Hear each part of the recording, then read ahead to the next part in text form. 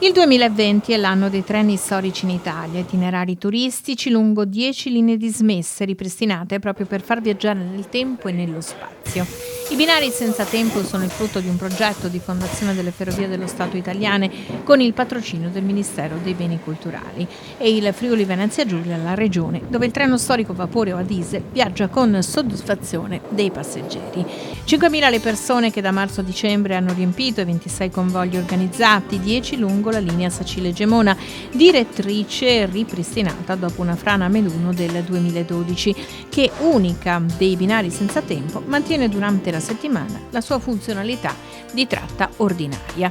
Locomotiva a vapore che traina carrozze 100 porte con i sedili in legno, un tuffo nel passato, un amarcord nostalgico ed un'esperienza emozionante non solo per gli appassionati delle rotaie, ma anche per coloro che vogliono scoprire le bellezze di un territorio lentamente. Ogni treno ha una sua specificità. I percorsi sono a tema, legati ad eventi di carattere nazionale, come la Barcolana di Trieste, la Festa della Zucca di Venzone, Friuli Doc a Udine, Pordenone Legge a Pordenone. Altri sono a carattere celebrativo, come quello legato alla Grande Guerra, ai borghi più belli d'Italia, alle città UNESCO. Altri ancora a manifestazioni, dai mercatini di Natale alle rassegne enogastronomiche. Una sinergia tra Regione Friuli Venezia Giulia, Fondazione Ferrovie dello Stato, 32 comuni, 70 tra associazioni e Proloco, in partnership con Borghi più belli d'Italia, le bandiere arancioni del Touring Club italiano, Slow Food e FIAB. La pedemontana turistica è stata il volano per i treni storici in Friuli Venezia Giulia, 75 km per una strada ferrata tra le più belle d'Italia per paesaggio ed ambienti. A Trieste però c'è il Museo Ferroviario di Campo Marzio, il secondo museo nazionale in Italia delle Ferrovie dello Stato, e sorge proprio nell'antica stazione affacciata sul mare risalente al 1906.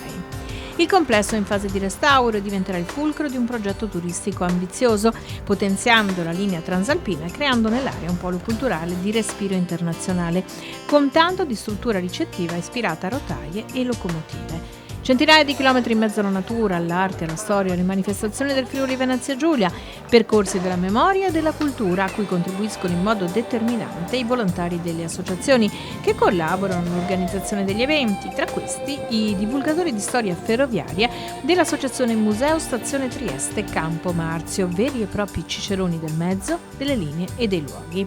Qualche mese in deposito, poi da marzo si riparte. In programma il treno rosa per il Giro d'Italia e quello per il ciclo raduno nazionale FIAB.